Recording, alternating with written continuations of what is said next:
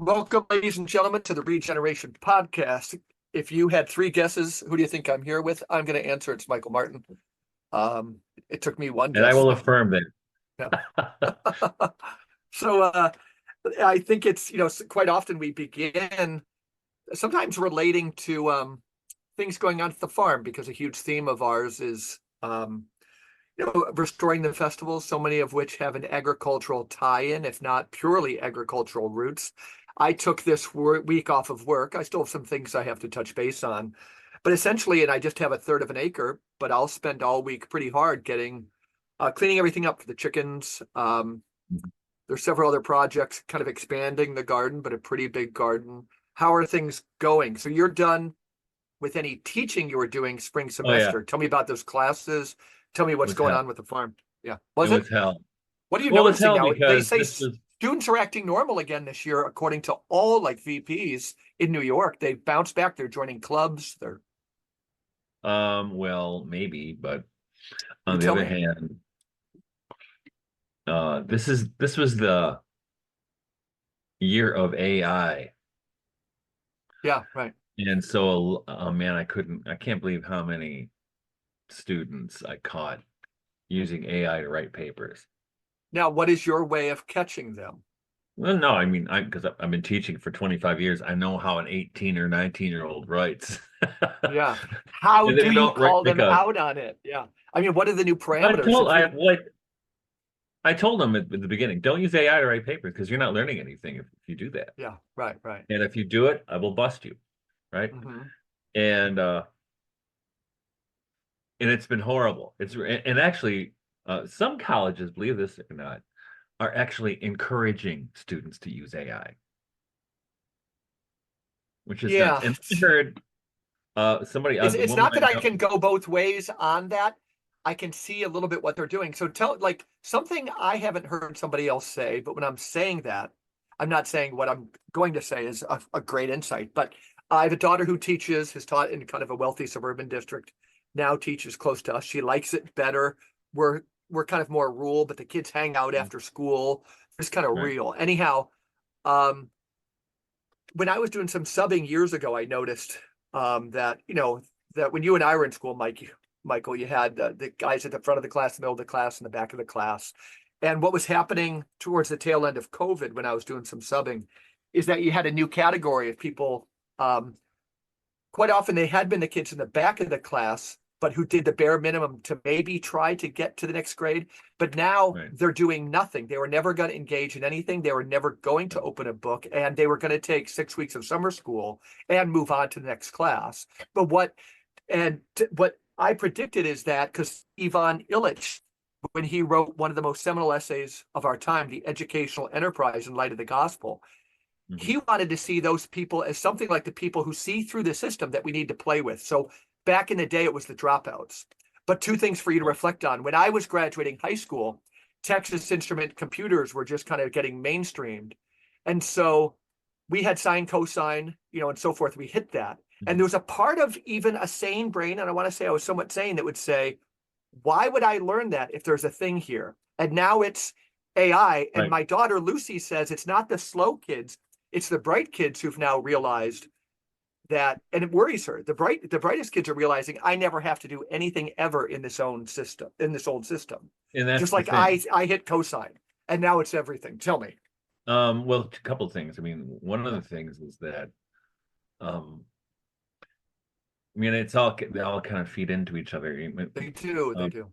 colleges and universities are at demographic winter. There are just not there's not a population. There's Right. not enough kids out there. So Hmm. they start offering all these bullshit um amenities like you can be on the cornhole team. I am not kidding. That's an actual thing. No, Or I know. I know. esports. So they get these kids who are in school who should, I mean, I wouldn't, if I were their parents, I would, and in fact, I have told some of them, I said, what are you doing here? You should not, you're going to get into debt and you don't care about anything that's going on here. So why don't you just find a trade or do something, right? Hmm. You know, like Illich with the deschooling society, right? Sure. It's a racket for making money, Hmm. just like the textbook racket, right? And then they went to e-textbooks, and it's even better. It's a better racket for the educational textbook companies. They're all criminals as far as I'm concerned. But so what happens, what they do is they tease these kids to get them to go to school. Not And for a while there, they were moving from, the life of the mind and becoming educated person, which has gone a long time ago. That disappeared, except for in very rare instances. Then it was about getting a job, right? We're going to get it. If you do this, you'll get a job. And now we're at, it's not even about that. Now the selling point is you'll be able to continue your mediocre high school sports career for 4 more years. That's a huge That's part. how they're selling these kids. You think that's their major lead, the student It's activities criminal. and things. Yeah. It is criminal. Hmm. And that's why they're using AI, because they don't give a shit. I mean, the ones who do, right? Yeah. And they don't want to learn. They don't want to improve the way they think. Hmm. They're just there to play sports, whatever. And it's a horrible situation. And then what's happening is now, not every place, but it's more and more happening that schools are, and I wouldn't, encouraging might be one way to put it, allowing or exploring there's some education to use for you. They're exploring how that might be a useful tool, like the calculator, right? Yeah. But I'm going Right. to tell you right now. So I'm glad you said that. Yeah. my son is a scientist, and he's kind of a math genius. Even when he was a kid, it was kind of mind blowing. Hmm. And he was talking about this with me because he has to work with a lot of graduate students in his lab he runs. And he said, Dad, calculators are the devil, because these guys don't have a sense for number. Right. And he said I don't know if there was a Chinese student. He's got a Chinese grad student and an Australian, where in both of those places, they don't allow calculators in college. And he said these Yeah. guys have such an impressive, intuitive feeling for math Hmm. that it just, he looks at it. And then the thing is, when we were raising them with, in a kind of Waldorf way, they complained about it, but now he's starting to get it, right? Yeah. Yeah. Yeah. Why didn't we have computers? This is why. Yeah. Yeah. When our kids were Um, young, we did Mequon math. Was that a thing you had encountered as parents? no, I think it was I've all heard about using this. solid objects, like sticks that were quarter, half, and eighth. I came up with units my kids all remember called milk, money, and time.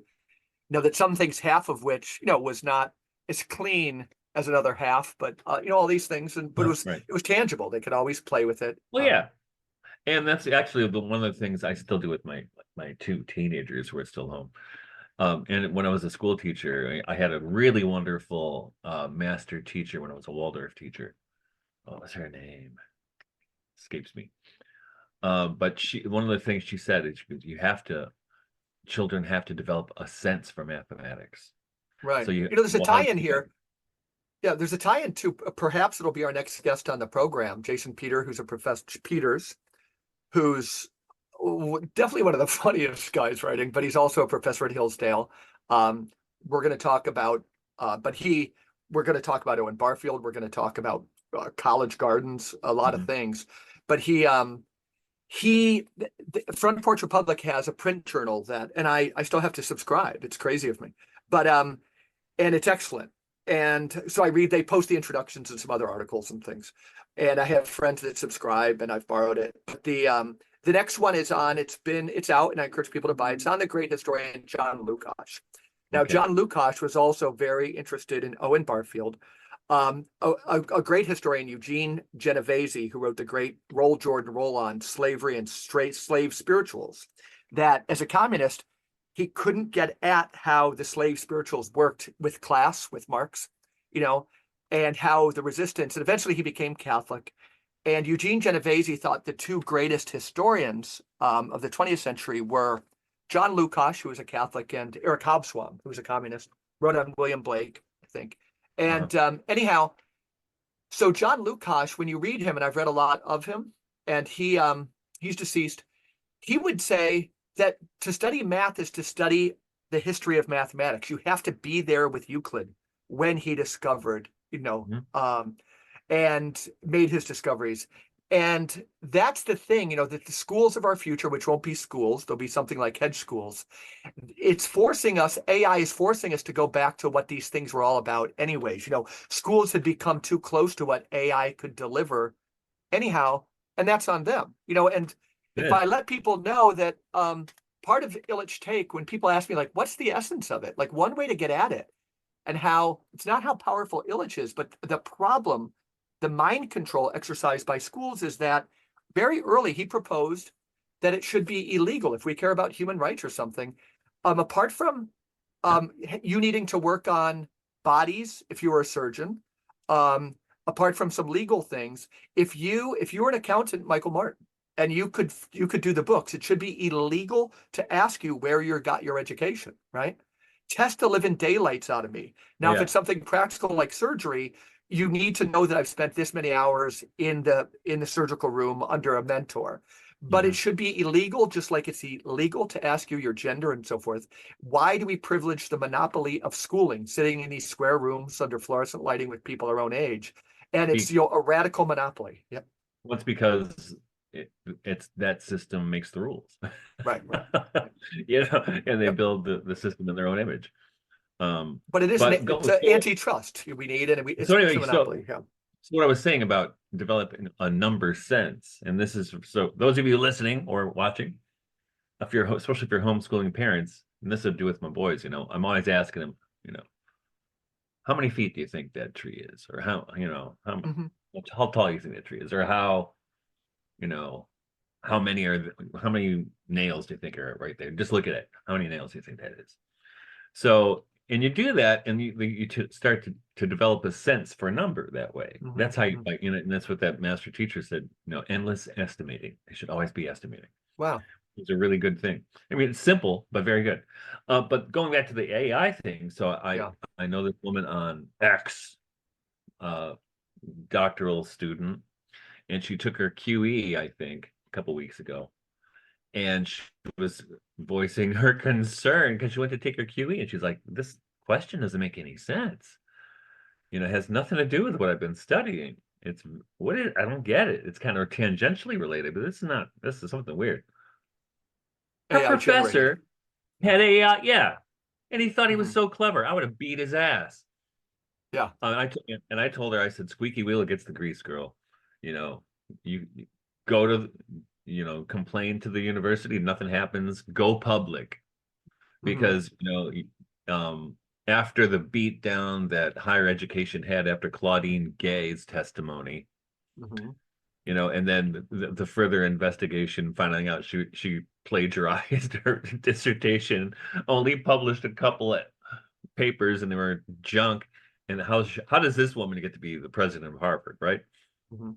So higher education is a sham right now. A It's sham. a sham. It's an absolute Mhm. sham, and it has been for a while. But it's glaringly obvious at this point what a joke it is, and you can see Yvonne Illich going, "I told you."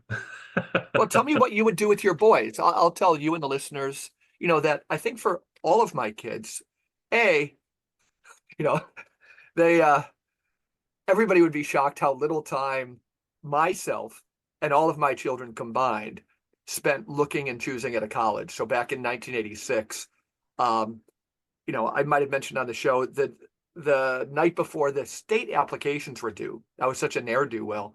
I Mhm. missed all the private school ones because my dad, even at that back in the 80s, my dad said, "This is on you. Nobody forces anybody to go to college." He also didn't hold it in this religious sense. But I said, "Yeah, Dad, I got it." He goes, "We'll help you where we can," which meant they could lend us maybe $1,000 a year that we'd have to repay. And so I think he's German and he was organized. I've got my mother's more Celtic stuff. And so I think all the private school deadlines came and left. And all of a sudden he was aware. He started probably monitoring me a little bit, his youngest. And the SUNY, the State University of New York deadline, which was after the privates, was coming up. And he just didn't really swear, but he knocked on my door at night and he's like, "God damn it." And he said, "Are you going to do anything?" So you could fill out a single application without any essay and just hit 4 SUNY schools for like $50. So I got out my pen and I chose, I heard the toughest one to get into was SUNY Binghamton. And I used to run cross country, and I got accepted there if I ran cross country. But then I was in school the next day, and there was a young lady's whose locker was next to mine, and she was crying. And I said, I won't mention her name, but why are you crying? She goes, I didn't get into Geneseo, and I'd gotten into that. So I thought, that must be a pretty good school. So I guess I'll go there. And it was close, and my sister had gone there, but all of my kids went to St. Bonaventure University for no reason in particular. And if they were socially needy on one another, I wouldn't have let them. But also, I told them, this is the main point of my question. I want to hear what you'll say to your kids. I said, so school, it's a thing. Does socialization, is that an evil word or a good word? Everybody thinks it's such a bad word when applied to homeschoolers. But if you're socialized into brain control, which half the world is in schools, Yeah. anyhow, so there's that word that comes up. And I would say that I don't define it as the best time in my life. I had so much fun at undergrad, if any of my friends are listening, but I never allowed myself to think that life doesn't get better and better. And I'm afraid that some of my friends, they raise their kids thinking like you'll have the best time there, then you go into a heartless world and work. But so I told my kids there's a certificate you can get from this weird ritual, this rain dance called liturgy, called schooling, like Ivan Illich would say. And there's also an education for some professors. Again, the PhD is no cure for stupidity. If you're in a class and it's a good topic and you know the professor's bright, do it, but you're making the decision. When you do, mom and dad are there. We want to help you in this way. And if you don't, we're going to use to us the same amount of money. We can try to help you in different ways. But I really threw it in their lap. And what I did was try to tease apart the piece of paper that might have some monetary value and this idea of an education. And my oldest, she had done a Rotary year abroad, and she found out. Have you heard of the CLEP exams? Is that a state thing or a Michigan thing? I mean, Yeah, I don't know if they still do that, but the CLEP, that was where that you was can test wild. out a class. I Yeah, think they so stopped doing that. you pass a test, and it's like worth 5 undergraduate courses. So my daughter, who Yeah. had been in Belgium, she took the French one, Mhm. tested out. She did English or something, tested out. So she was done with St. Bonaventure in 2.5 years, and the school got a little bit nervous, and she didn't even have to work hard because she Mhm. just played the game so well. She tested out at half The of game. her And degree. Yeah, and then some of my other kids did some CLEP stuff. And what are you going to tell your kids, or critique what I told mine, or well, I got so my eldest, he's 34. He dropped out, and actually he's doing well. Really? Yeah. So he's pretty At what creative. point did he drop out? I don't know, sophomore maybe. He That's didn't cool. last long. Yeah. He would kind of toyed with thinking about going back, but he eventually said no, no, no, no. I Very can cool. make more money in doing what I want to do. Yeah. Um, so the two after him, one he did, well, he went to school for a job. He was actually originally an English major, but then he transferred schools and he decided which is a wise choice. He's really mechanical and he's really artistic. Hmm.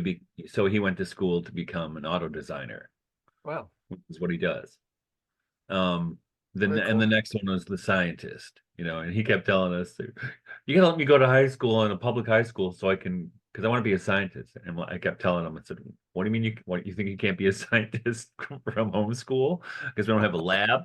Yeah. He's like, "Well, he was right. Okay." Uh-huh. And my daughter, the next one, and here's the thing with those four.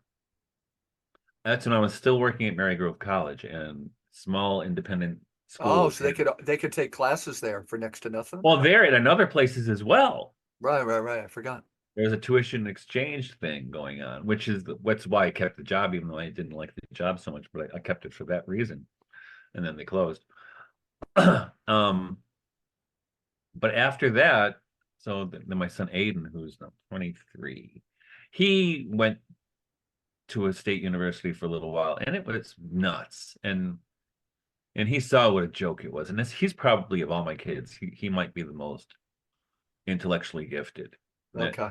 even the scientist's son says that.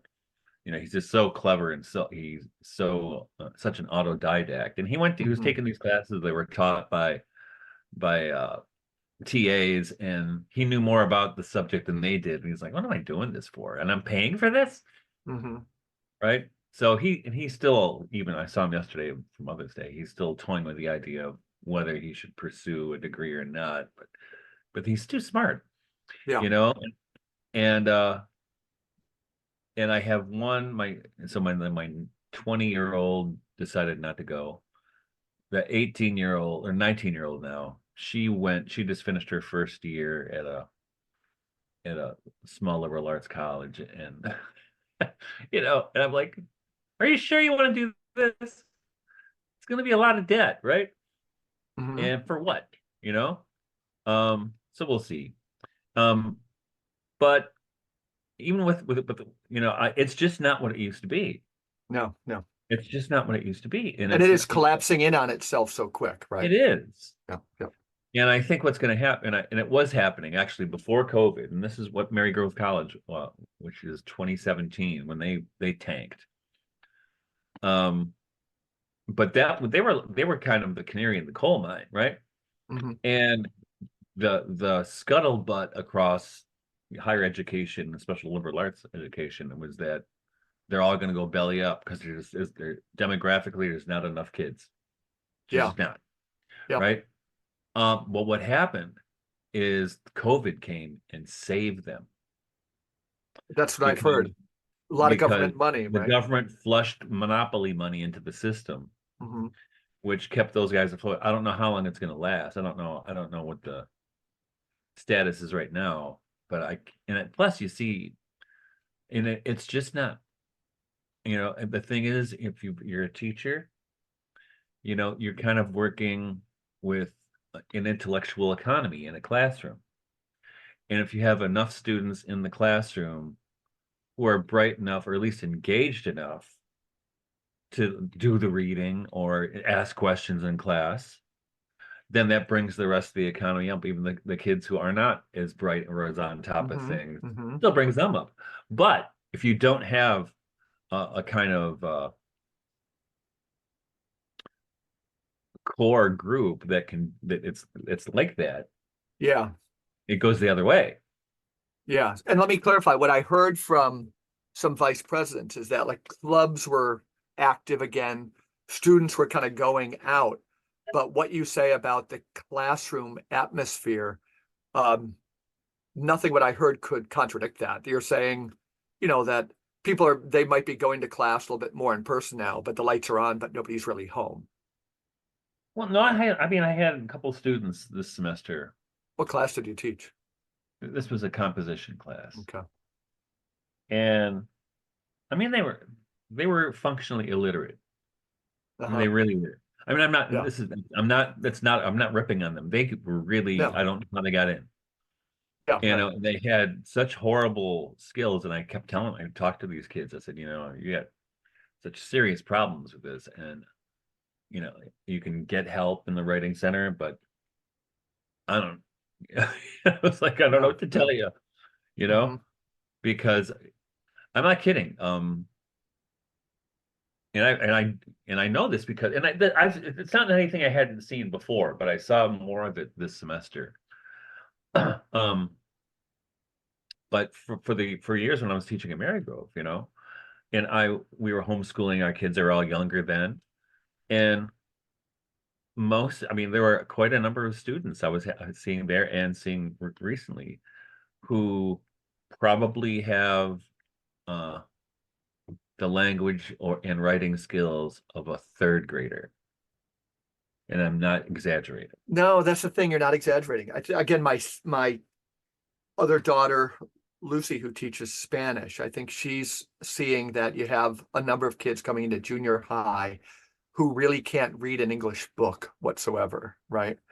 And Mhm. so the idea of like translating is, a double whammy because they can't, it's like learning the foreign language is learning English, then you're learning Spanish too.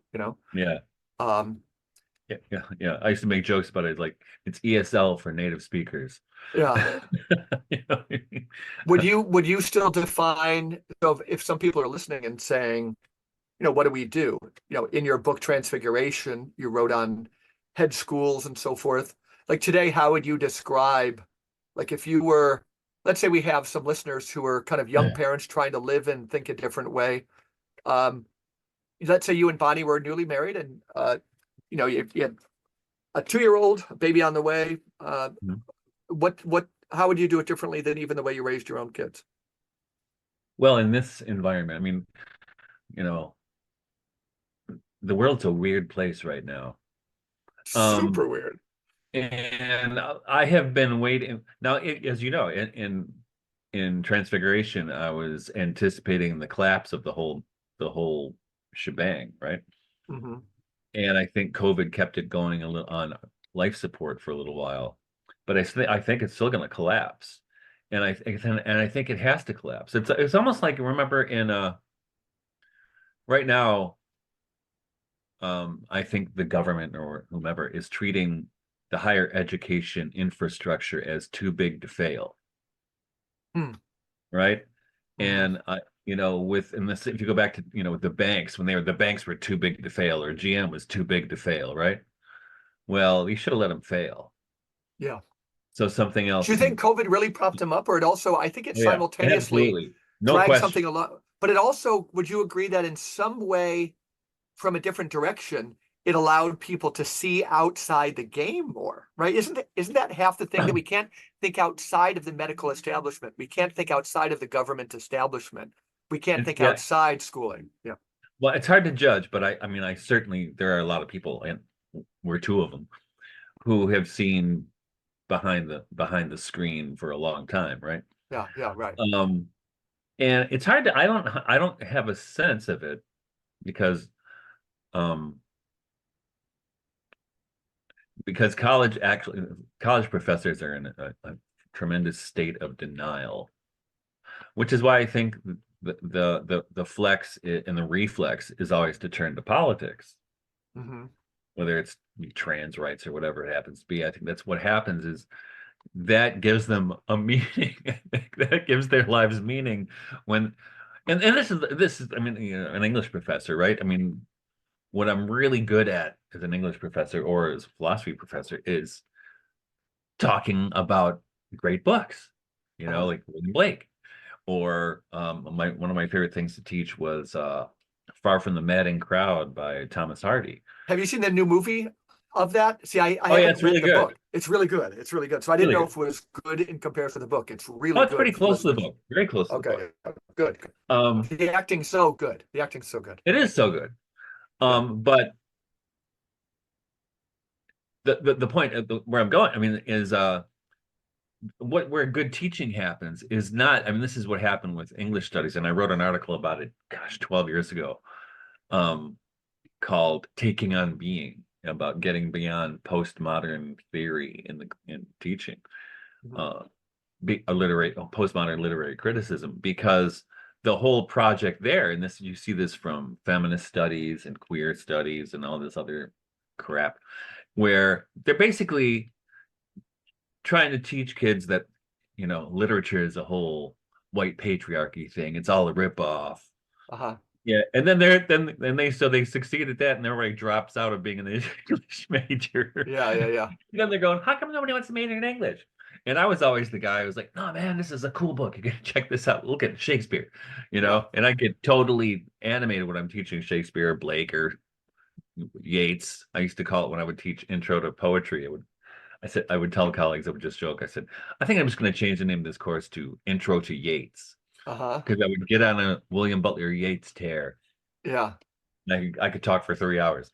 But the thing is, that kind of enthusiasm in the classroom is infectious. It is. And it wakes students up. It's not that you're the greatest teacher in the world, but students see that the teacher is having a wow moment. Sure. They want to see what that's about, right? Hmm. But that kind of postmodern, cool posture, ironic, uh, you know, distance that they take. No wonder nobody wants English to be an English major. And the thing is, I mean, a generation or two ago, the English major was the major. That was Right, right, right. the Cadillac of majors. Now it's bullshit, and no one Hmm. wants to major in English. I remember when back before I had read much of a critique of the universities, but there's been a critique for now decades, but that friend hero I mentioned, Stephen Vizinci, in an essay, back in probably the 70s, one of the things he saw burgeoning, and all these things, as you know, they're related, but it was just the new interdisciplinary sciences, right? You could have a Hmm. professor his second year out of grad school, and he's a PhD in English literature, but he comes up with like environmental Blake studies and wants his own department. Like, so it's all interdisciplinary. So then Hmm. there was no journal, the old idea of like a committee of scholars checking on a body of work. And it was at the same time to, get into a name mentioned earlier, John Lukács, who all of a sudden in his time, a masterful historian who had to have command of European history and all this stuff. Hmm. He would say that, where the PhD was going was knowing more and more about less and less, right? That Exactly. the PhD in American history was doing a labor history of one county in Wisconsin just for the 3 years, 1937 to 1940. And so nobody again. So what did that mean? This person wasn't all that conversant with many other scholars. And that's the whole thing is then so there was the vanishing of generalism, Yeah, right? Which is tragic. yeah, Because especially in teaching undergrads, no one gives a shit if you have some specialty in some obscure 17th century. And I could have, you know, I've written about some obscure 17th century figures before. uh-huh, But if that's your whole thing, and then and then of course it's even worse in the more politically motivated disciplines like feminist studies or women's studies, or what I want to call it, or queer uh-huh. studies, because that's all you got. Right, right. And if it doesn't fit in that political register, what are you going to do? So Yeah, you don't know right, right, anything right. about it, and you don't love what you're teaching. I mean, the best professors I had, and even in graduate school, were the people who loved what they were doing, Yeah, right, who right. loved Mort Darthur. I had one of my professors, Lizzie Sklar at Wayne State University. She was wonderful because you knew she loved what she was talking about, and she would get Yeah. excited about it, I've right? had a handful of those, but only a handful, Yeah, and but it changes that's your life when you see somebody who just is passionate about it. it is it absolutely, and that's for myself, because I didn't start college till I was 26. I was Hmm. busy doing the rock and roll thing. But what led me to that was encountering all these cassette tapes at this bookstore that I picked up um, from the Temenos Institute. It's great stuff, like Or was it Prince them? No, Charles, it wasn't Philip Temenos. Sherrard. It was people from Temenos, but it was the Lindisfarne Association, which was a Like cool Kathleen thing. Rain overlapped with those. Yes. Yeah, yeah, yeah. So Like, Christopher Bamford, William Irwin Thompson, yeah, yeah.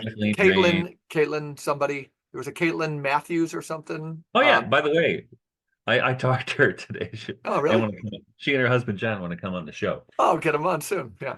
Yes. She writes on So- Celtic stuff, right? yes. Yeah, yeah, yeah. What's paradoxical, Michael, is how but it was we were thinking, so Richard Russo, his book Smart Man or something is a great send up at the university. I The remember other that one. one, Yeah. I used to teach Western humanities the second half at Geneseo, and one part was the 20th century novel, and I had to team teach with somebody who did. Oh, I forget. It could have been The Color Purple. Anyhow, I think. Oh no, it was Catch 22. It was great, really great. Okay. Oh no, I take it back. It was Slaughterhouse Five. Slaughterhouse Five. Oh yeah. Excellent choice. Excellent choice. I do love that book. Anyhow, I guess there was another professor because it was mandatory for Geneseo students to take, some of these two humanities classes. So it was kind of a throwback. But anyhow, Mhm. somebody was using, and I just looked it up. White Noise, which is a Don DeLillo novel that I read, but it's also a send up of the university. And I was thinking that his protagonist, instead of teaching like German history, taught Hitler studies, right? So you got into the sociology of Hitler, the economics, and that was used as the parody. And that just last week when I was uploading the podcast with Guido Preparata, I my cursor fell on a part and I was just making sure everything was smooth. And it was where Guido, we were asking him how his books were selling. And he said, yeah, fine, but it's just the Hitler book. It's the Hitler book. It's the Hitler book. But Mhm. going from being parodied, and Guido's thing isn't Hitler studies necessarily, but he's pigeonholed in that a little bit in terms of sales. But it was just It's kind a of funny. it's a hot commodity. Yeah. Yeah, I think it's almost studiously designed to miss the point, you know. Hmm. Hmm. Anyhow, Hitler and Hitler. Because I just received, yep, you're probably getting them too. Guido's books came in the mail to me. Oh, did they? He told me they were on their way. I haven't seen it. It Okay, hasn't yeah, come. yeah, yeah. Your intro to Empire and Church is just great. Yeah, Cool. it's been so long since I read it. I don't even know what I said. Yeah. But students are graduating from college now, and venturing out into the job market. It's I don't know. Again, let me re-ask you, and I probably what would you're a young parent. What would you do right now? Like, would you try to, let's say, Stratford Caldecott? Would he be like a touchstone to guide you, or would you, as a mom and a dad, just kind of look at the personality of your kids, bring in some Waldorf stuff? What would you do now? It's hard to say because It I've is, been in. isn't it? Yeah. Um, well, the landscape is so bizarre, and I think young parents right now, um,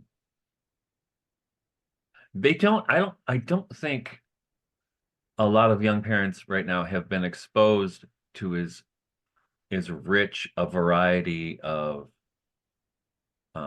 worldviews as we were in So our if they were generation. to take reins into their own hands, they might create something that's super shallow. Is that what you're saying? Or like not Well, I enough? just don't, I think they probably don't know how much is available to them, Interesting. you know? So for us coming, we were after the hippies, but there was still a peace and love vibe that was out there in the world. There was also a political vibe, Yeah. but there was, for me, especially growing up in, or coming of age in the 80s, um, that and remember talking about this with Bonnie. So Bonnie and I got married in 1992, Okay. and I remember a couple of years later, I did some.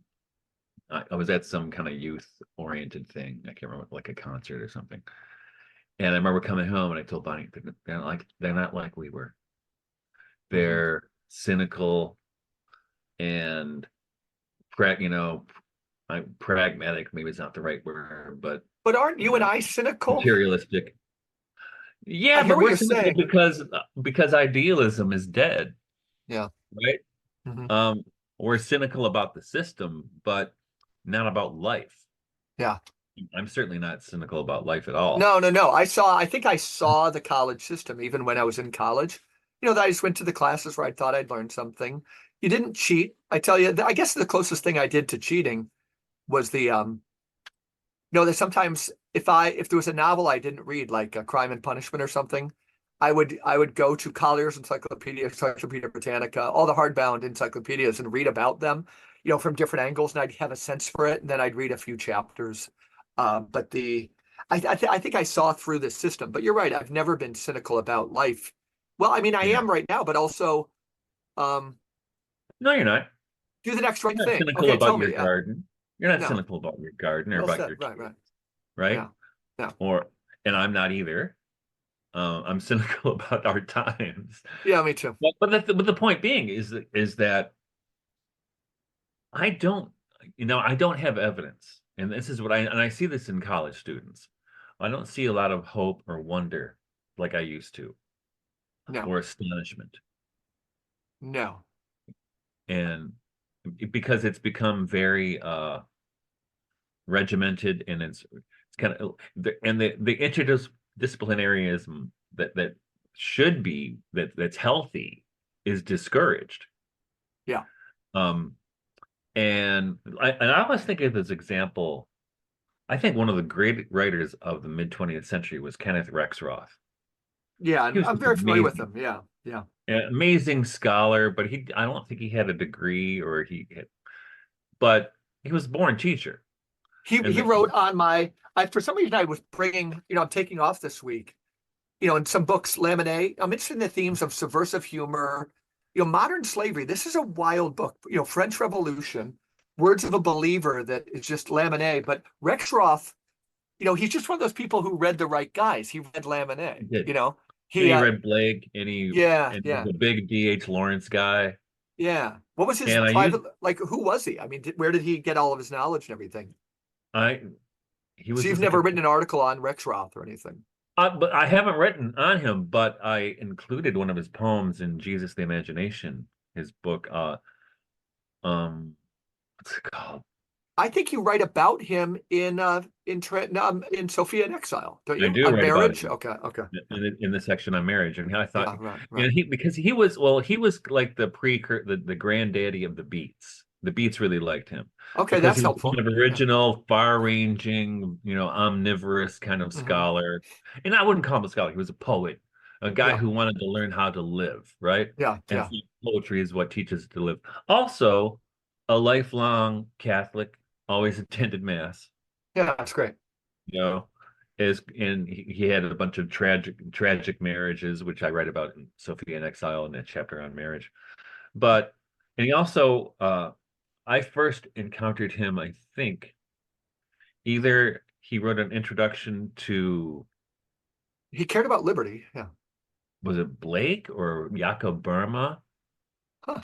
But he also wrote an introduction to Thomas Vaughn's alchemical writings, Yeah. So he's just one of which these really people who just, struck me way back in the day. I mean, he's really plus he's a really felicitous, great writer.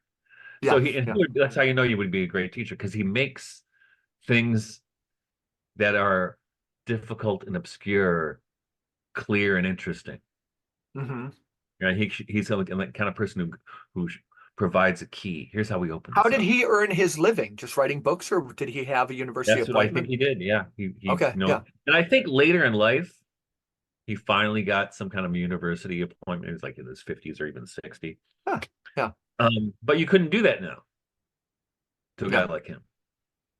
um, because he didn't have the right credentials or the right what were they and this is the problem with accreditation, right? So even though at Marygrove College I was a philosophy professor, I had a dual appointment. It was philosophy and English. Um, I don't know if now I would be able to do that because they have changed the rules that because I was asked a student wanted me to do a tutorial on philosophy. I was going to do romantic philosophy with her. Hmm. And as much as I've written on romanticism, they were like, well, unless you have 20 graduate credits in philosophy, and I probably do, but I was like, fuck you. Yeah, yeah, yeah, yeah. Yeah, I know, and that was the thing, and this is the other thing with academia. Uh, it's a herd of independent minds, right? Right, And right. academia, it's like the church. And I think we talked about this with Guido, right? You Say have it. deacon, assistant professor, priest, associate professor, bishop, full professor. Uh-huh. And it's a control system to keep the guys underneath in line. And I think of so. course, of course, just like they're keeping the seminarians in line, they're keeping, the untenured faculty in line as well. Hmm. And if you don't walk the right political line, we're going to make your life difficult, which is what they did. Actually, that's why I became a dual appointment at Marygrove, was because I was pissing off too many people in the English department. First of all, because I was actually publishing. I published more in 2 years at Marygrove College. That actually, I think, not only the entire department, but probably the entire faculty. Uh-huh. And no one liked that. I was like, what I thought I was supposed to do. That was the thing, right? Right They things, didn't yeah. like that. They did not Hmm. like that. Hmm. Because it incur what they want is they don't want anybody to stick out. They want mediocrity, Right. right? They don't want excellence. Hmm. But on the other hand, the dean at the school, she told me, Michael, if I had five of you, I could rebuild this place. Hmm. Be, Well, and that's something again that will be the future. Like, what does that look like? Higher education, probably well, closer to the hedge school idea. People will say, parents will steer the ship with their young people and say, um, I want to study under this guy, Michael Martin. I want to, right. yep, Well, and I think that's where it's eventually going to go. I don't think it's quite there yet. I think no. people have to completely lose their faith in the system first, and I think parents are well conditioned. We got to get them into a good college, Hmm. um, but remember when we talked to Arthur versus Lewis, Yeah. was it a year and a half Michigan ago? State University. Yeah. And but he's fed up too. Hmm. He's fed up too, and that's actually he's actually looking to what's the next thing and how is that going to happen? Yeah. And I think, For you know, himself or for is he trying to predict the future of higher ed or the both. pedagogy? Okay. Well, he's a couple of years older than I am, so he might be 65. Um, but he was part, as a young scholar, he was part of the Lindisfarne Association. Hmm. He was just a kid. And what I liked what those guys were doing, even though it didn't last, and I think that's okay, because the Lindisfarne people, they were actually kind of independent scholars, and they're like, screw the system. Let's do what makes human life worth living. Yeah. Let's investigate that. And and I think when as we were talking the other day on the phone, Christopher Bamford is one of the most beautiful writers ever to walk the planet. Yeah. Yeah. And unfortunately he's no longer with us, but he was a big part of the Lindisfarne Association. He was the one who uh, guided the Lindisfarne Press, right? Hmm. Which was they were eventually became affiliated with Rudolf Steiner Press, And but they so were they had doing some cool conferences. book. I know conferences and a press and what else at that point? And they conferences at the press, and it was just like this loose confederation of Okay. scholars and Yeah. thinkers and artists, and Therese was part of Yeah. it for a while. Okay. That's kind of like Front Porch Republic. It's kind of like I mean, there's a lot of these feels and vibes out there. And again, like you would choose, the Jordan Peterson one. I don't know the current status of it. I have no idea. It doesn't really interest me. But we need more people just to set up alternative ways of living. And again, I don't know much about it. Trump University. I don't really give a crap. So, if people want to go there, again, he shouldn't be Yeah, able to outright lie. But we need that's not a Bill Gates fan. But if right. all of a sudden, and I'd have to, disagree with me here, but I know, um, and this little precursor to this, I think I've said this once on the podcast before, but Ivan Illich also wrote a seminal essay on the campus minister. And again, everything we're saying about the university, he said the campus minister is almost like the state, the church acting deferentially to the state Yeah. to say, hey, you can question the system, but I'm going to push you back in. Where he thought the Mhm. campus minister, like you're doing, could facilitate people to walk out of that enslaving institution. That being said, the um, so yeah, Trump University, it would be Microsoft. If Bill Gates, if all of a sudden, my son who went to business school at St. Bonaventure, he said, really the only important class was learning Excel, right? I just and so if you could It's go to practical, yeah. Microsoft and you learned Excel and they gave you a certificate, as long as it broke the monopoly, I was interested in it, even if it came Hmm. from like funny places like Trump and Bill Gates. Yeah. That's how I used to feel. Do you feel that way now, or critique? Maybe the landscape has changed, but I don't where a know. degree from a piece of paper, a paper plate award from the Center for Sociological Studies, somebody, you could certify that they know the basics of biodynamic farming, Well, something Therese else. is doing it, right? Yeah, So right. Therese actually has students, and I'm talking about Therese Schroeder Sheeker, ladies and Who's gentlemen. coming on again? Who's coming on again very Yes, soon? he has a We're new talking new things. album out, Blessings of the Road. It's fantastic. It is. My copy came in the mail. It's so beautiful.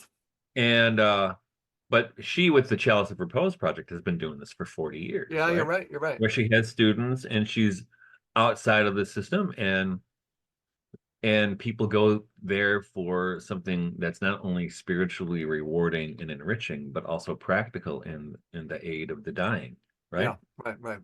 So, I mean, she's exemplary as far as that goes, but she's Yeah. part of that generation. Those guys were doing that cool stuff, Hmm. like the Lindisfarne people, and Yeah. also in Britain, you probably maybe you know about Schumacher College. No.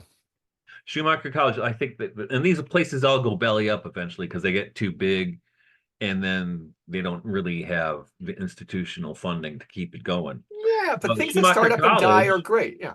was doing stuff in England, um, a lot with not just biodynamic gardening and farming, but regenerative stuff and also the other elements of the arts. The Temenis Institute Hmm. in London, they're still kicking around, and Jeremy Nadler is one of the great contributor to their. In There's fact, they something in the have. Catskills here that does Goethean science called the Nature Institute. Anybody Oh could yeah, Google it. Craig Yeah, you go. Holdridge. Yeah. Yeah. You go there for a few weeks, take a course on watching the star-nosed mole. You just Hmm. study something phenomenologically. Yeah. Um, it's great. I haven't been there. We Amy knew for many years. Maybe I could at least get this interest going again. Is my brother-in-law lives in the Catskills, and I could kind of base there and drive in, or I could pitch a tent on their property, but I'm not far from that place. But they're training you to look at things phenomenologically, right? So Right. our listeners Yeah. would say, wow, and for all I know, they could be belly up, but if Regeneration Podcast had a stamp of approval, we go ka-chink on something like the Nature Institute, right? Yeah. And I think, and this is, I mean, people reach out to me all the time, see if I can do stuff. But on the other hand, I have to make a living. Yeah, So, right. so, but you can tell though. I think there is a general atmosphere of malaise or discontent in Western culture right now, and the woke stuff ain't going to do it, right? No, That kind of social project. That's not what people want. And we actually, I haven't read it, but I've been seeing this headline floating by the last few days about the return of religion. Have you seen this? no, not in its current So, iteration. but I Sure, I'll have think, an opinion on it. Yeah. and like you see, um, with like the ortho bros, for instance. But people are looking for some kind of meaning, right? They are. Yeah. People are looking for some kind of meaning, and what I think happens with the ortho bros and the trads is basically, and I've written about this before. I shouldn't say it's not true in every case, but there is something of, call no man father. Well, I need to call somebody father because I never had anybody tell me what to do. Right. So I Right. need somebody to tell me what to do. On the other hand, I've been hearing from a lot of people recently, um, mostly through my Substack, because I wrote a series on, what was I, folk, fairy, pagan, Catholic, Yeah. and It's great. and There's several which is I've missed. There are basically a just couple I missed. about, Yeah. and this is what we talked about several times on the show, you know, that is, how do we find an organic Christianity Mhm. that's not one that comes from, is it possible, right? I'm Or thinking about are we that like condemned? 24 hours a day, you know.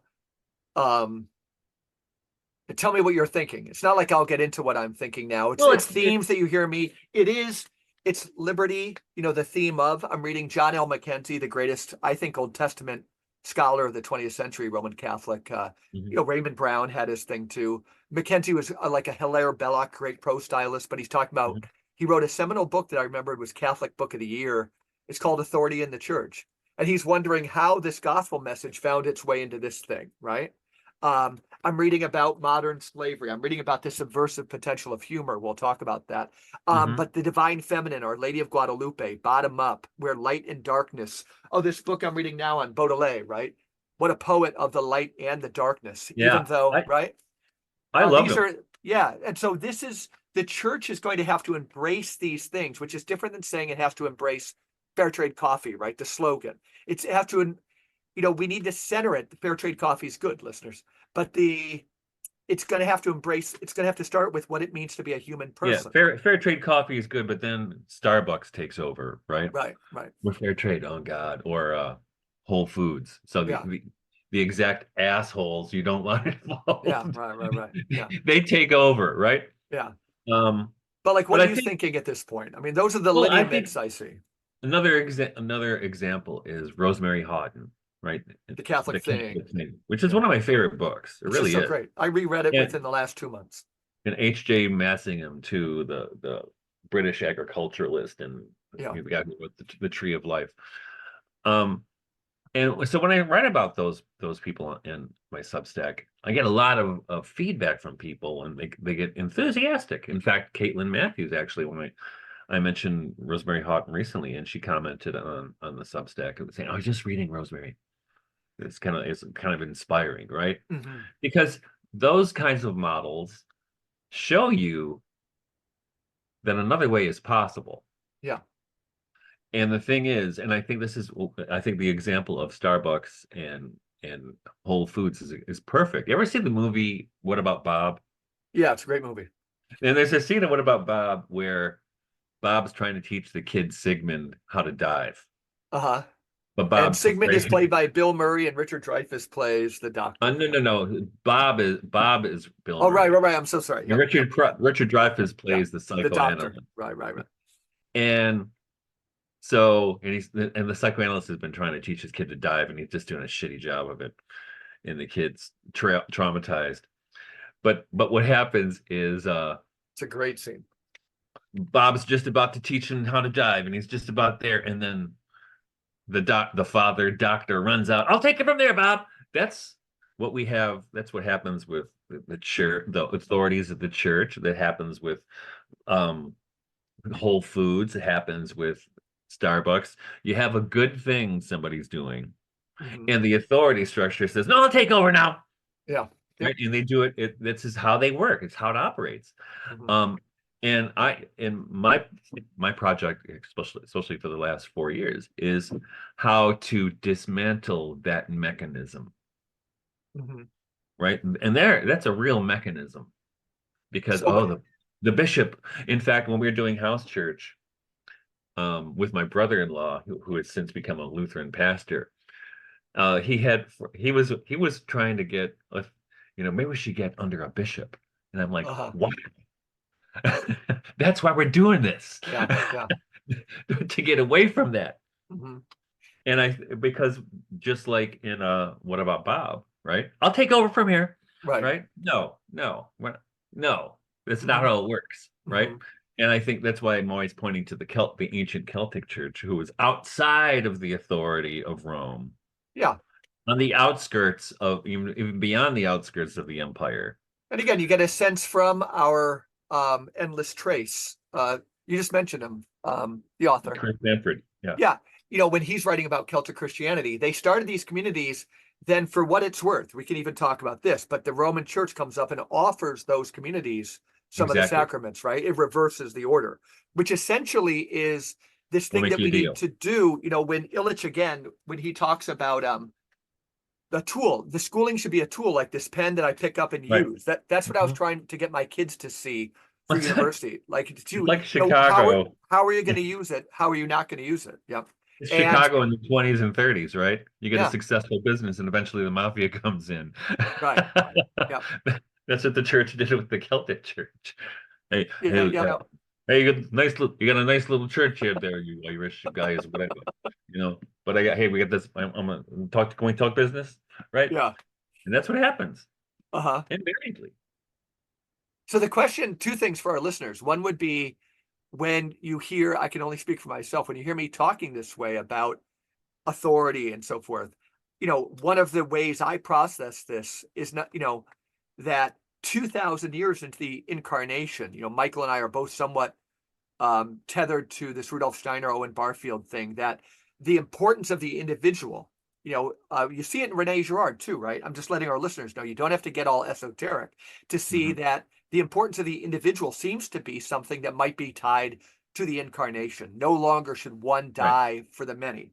That being said, a form of liberty, when I keep on holding up these books, a Mhm. form of, let me do me, a form of human maturation where ontogeny recapitulates phylogeny, where the history of the whole human race, that Right. evolution is mirrored in the evolution of an individual. We might be in our time, thinking about um, like maturation, where areas where we need to step up and have control of ourselves, not hand everything over. Well, yeah. Yep.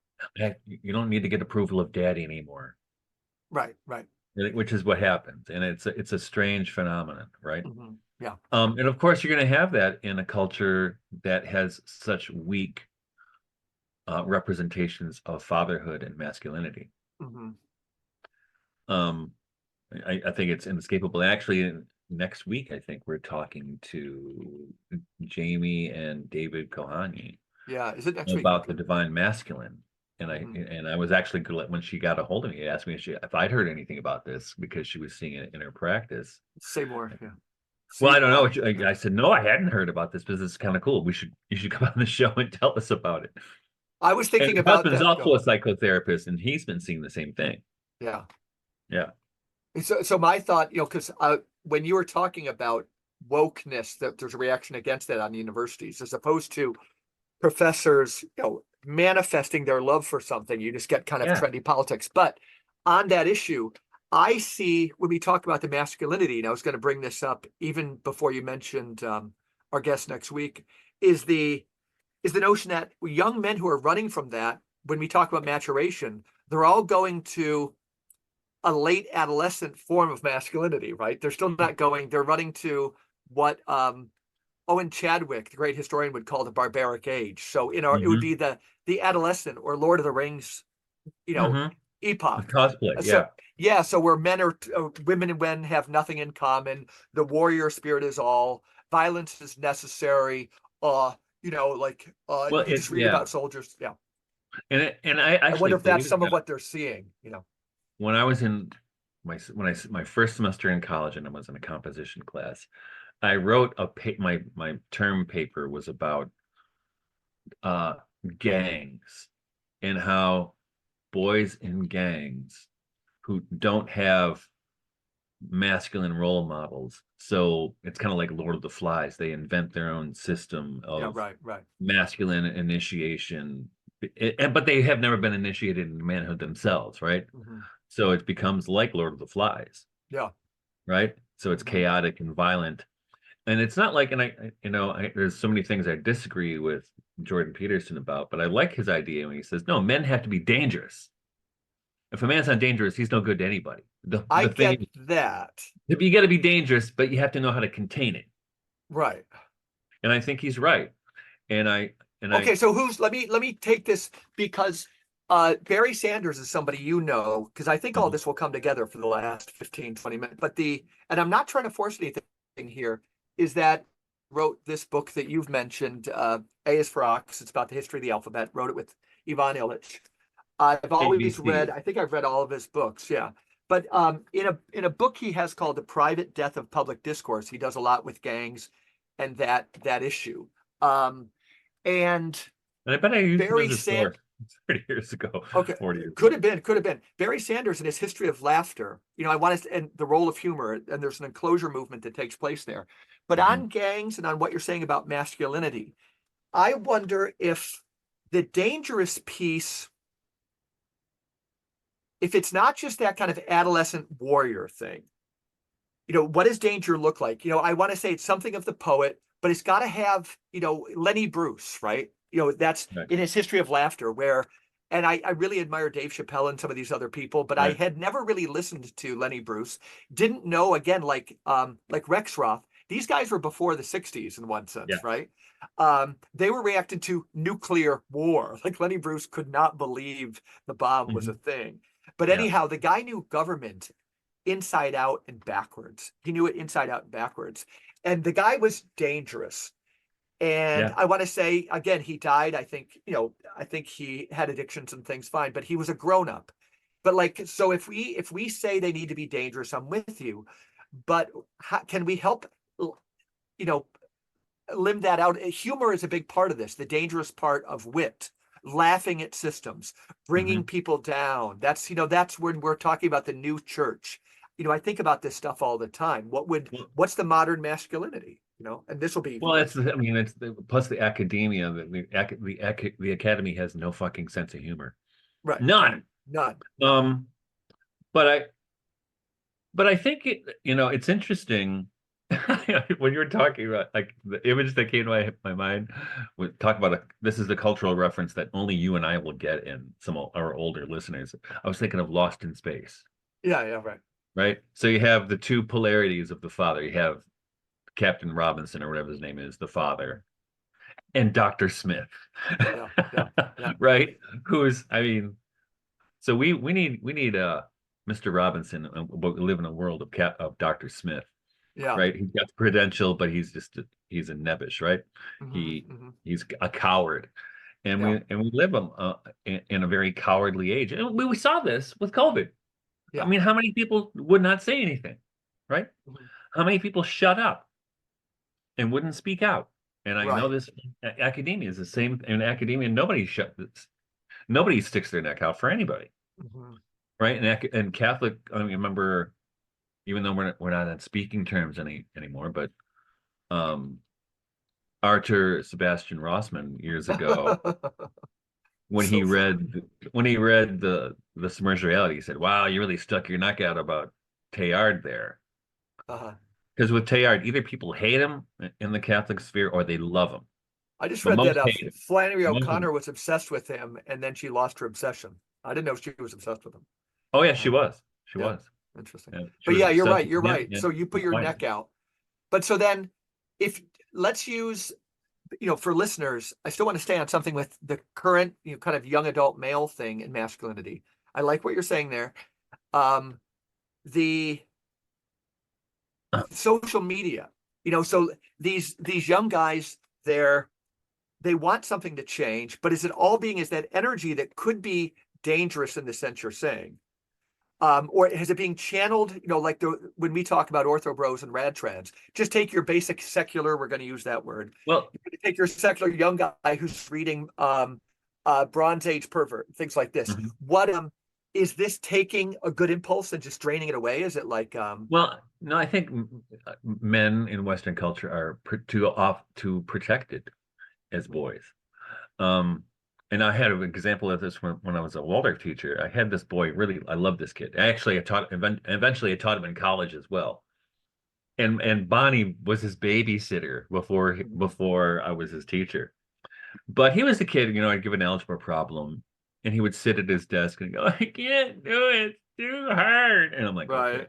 5 minutes." But his father was not in the picture, Okay, and he yeah. had the stepfather who was a creep. I hated him. Um, and so the curative faculty met with me about what can we do for this boy to help him. I said, well, here's what he needs. He needs to do something so archetypally male that if he doesn't do it the right way, he could hurt himself. So what was it? The world. Blacksmith. What? Okay, Blacksmith. black. Okay, great. So that happened to be one of the teachers. Her son was a blacksmith, Mhm. and the school paid him some money, but he came once a week for maybe 5 or 6 weeks and worked with this kid for an hour or two during recess. Mhm. And the kid burned his hand because he was inattentive and whiny. But when he went to college, he told me about this later. He had to write his letter, application letter. It was like, what was something that changed your life? And he said that. Mhm. And I know this because I was his teacher for still 2 more years after that. And after that happened, he was a different kid. So how do more people find that thing? And the reason I'm asking is that, your favorite subject, enclosure, um, enclosure has come for that too. I think Mhm. I mentioned once on this Yeah, podcast that, and I got in trouble at speaking the to, masculine is enclosed. yeah, yeah, that I spoke to a men's group, and they were, in my cryptic way, they finally said, so what do we do? And I said, you need to learn the distinction between having a men's retreat where you chop wood and the phenomenon of forestry. You need to make a distinction between eating bacon and animal husbandry, specifically raising pigs and slaughtering them and everything. Mhm. And so enclosure has come that they're surrogates for blacksmithing, I'm sure. I just, for a nephew who's getting married, it wasn't a bachelor party, but it was like the women were having a shower, so the men met up and we threw axes, right? It was fun. We Yeah. got nothing against it. But there's so many surrogates for that. The guy went into blacksmithing, he learned a trade, you Yeah. know. Um, how do people navigate that terrain? I mean, it's hard to say, could you just make a future being a Well, blacksmith?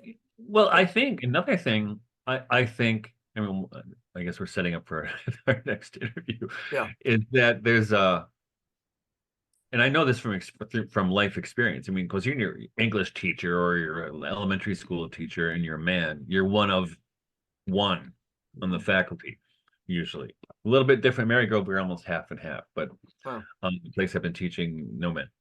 And as an elementary school teacher, you might have one or two male men in the whole place, right? Hmm. And of course, then you have a lot of boys who don't have fathers. And I noticed this when I was teaching because usually it was in sixth grade where all of a sudden I'd start getting all this trouble from these boys. Uh-huh. of course they get mouthy anyway, but they had never been mouthy before. They all of a sudden they're mouthy and they're pushing back. And I realized, oh, the kids doing this are all the kids who don't have fathers in the picture. Okay. Right. And one boy actually took hunting. I told his mom, I said, it's going to be a crazy proposal. I Hmm. promise not to shoot him. Hmm. Yeah. But but I think I think men, like right now, I think culturally the feminine is under attack, Right.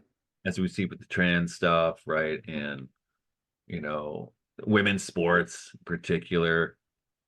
But it's like, but the thing is, the masculine has been under attack for decades, and no Well, one's it's said it. because they're related, right? They're in a dance, you know. I don't know. Well, I Don't you think think they're too, constantly they adjusting dismantled vis-a-vis one masculinity, another? Yeah. and that job was successful. So now we can dismantle I see what you're saying. gender writ large Okay. by I see what you're destroying the saying. feminine. Yeah. And like remember for decades, right? Male only spaces. Oh, you can't do that. That's Hmm. patriarchy. And one of the funniest times I've ever had is maybe 20 years ago. A couple friends of mine, I said, and they didn't know each other. I said, "You guys want to go deer hunting?" And my friend gave me his cabin up north in Michigan, and we went there, and we're just doing, Hmm. doing stuff. And I used to go with my brother-in-law. I went to high school with. He now lives in Florida, but we used to do that. We'd take the boys out hunting, Hmm. and it's there's something important, and I think Robert Bly was on to something all Yeah. those years Yeah. Yeah. ago Yeah. in the men's movement, which it became a caricature of itself, maybe. But our buddy Martin Shaw, right? He's Yeah. part of it. He was part of Oh, that, sure, sure, sure. and I think, um, well, what it is we Yeah, live in better a Martin Shaw than Bronze Age pervert. But on the other yeah. hand, what I'm thinking, kind of coming to not a conclusion, but it's boys will find their masculinity if we reduce the hours of school or eliminate it and they're out like your kids are doing. When I was telling you, what are you going to do with your boys? I guess Right. I'm hearing myself come to the conclusion that those decisions are kind of made much earlier when the boys are doing boy things and they're dreaming out in the woods and they're becoming who they are.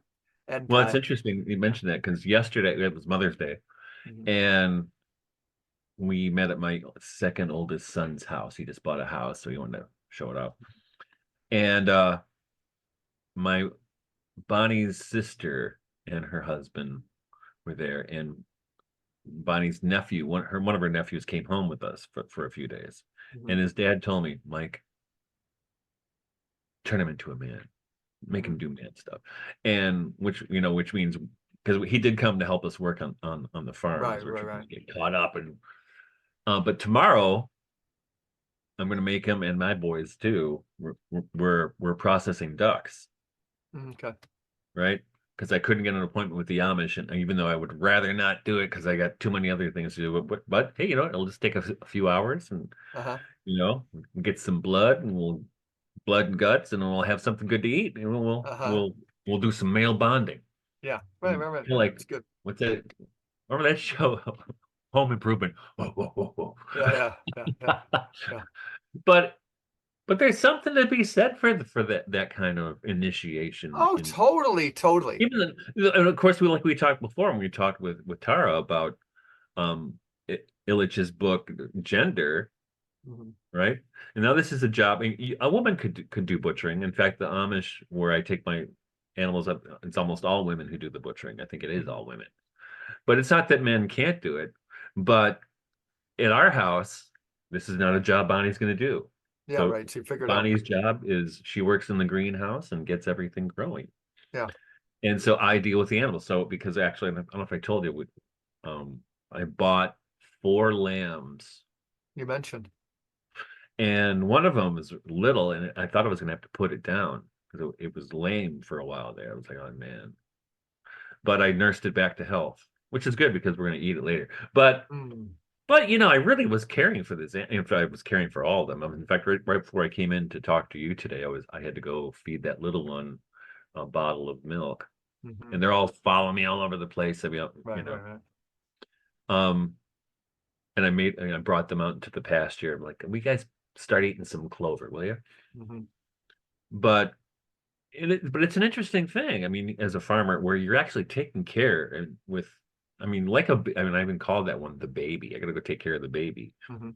So I'm taking care of these animals, even though the end game is they're going to end up in the freezer, Right. but it doesn't detract from the tenderness with which I treat them now, No, the good which shepherd. it Yeah. might, people might go, oh, that's disgusting. How can you do that?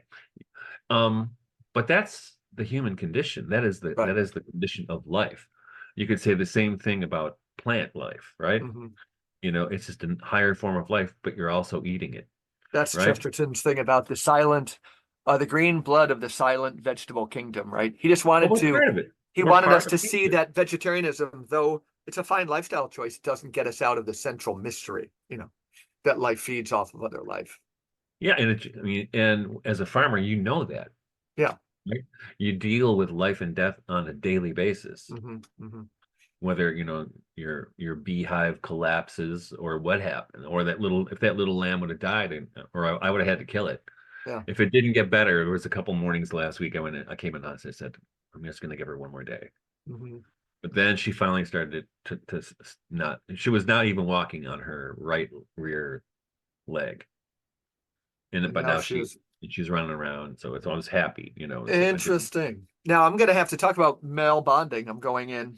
I took this week off of work. I still have some tasks here and there, but the going in, I'm using some of the free time created to meet my brother and my one of my old neighborhood buddies, Tim Busby, who's an ultra marathoner now, and another guy across the street, Steve Schaefer. And we're going to catch up. People I haven't seen for a while. Tim and Chop and I specifically. Chop's my brother. We uh we did the craziest stuff together. The craziest stuff. Just going way out into the woods or whatever. I bought a Mhm. little sunfish, that mini sailboat. Those tiny things. But we'd live not far from Lake Ontario, and the three of us would get on one sunfish and go till land was a distant memory, right? So far Yeah. out. We did have life preservers, but I'm not even trying to say for safety, that we endorse that. Of course we do. But and the goal was to like turtle the thing and flip it over just way out, just way, way, Yeah. way out. And I've told that my youngest son that by the end of the summer, because I just rebought another little sunfish, and I want to confirm my memories with my brother and Tim tonight. How far did we go out there? And then I wondered if I get back into sailing this summer a little bit, if I would go out there with my son way beyond, where you could see the land again. We'll see. Oh But it yeah. was fun. We started getting really nervous, right? And you didn't know if a storm was coming up. Crazy, crazy. So Michael, so it sounds like Jason Peters and Jamie, all these things will be able to continue these themes. We thank everybody for listening to the Regeneration podcast. Mike, promote your books again. Oh yeah. What's the name? Oh, Mythologies of the Wild of God is out, and so is my edition of Novalis's Christendom or Europe. Nice. What's your theme for Jesus Imagination this year? I'm not doing it this year. I'm going to wait till Okay, next year. I cool, got too cool. much going on, so I figured Yeah, I'd take a yeah, break. yeah. Plus, I get annoyed. uh, Being an editor Yeah, is yeah. It's nice to take a break. Well, this will be great. Again, people will look forward to Therese Schroeder Shaker, as well as Jason Peters. We've got Jamie Kohani and her husband talking about masculine spirituality. Looks to be a good month on the Regeneration podcast. Thanks for listening, and we will see you all very soon. In very well. fact, next week.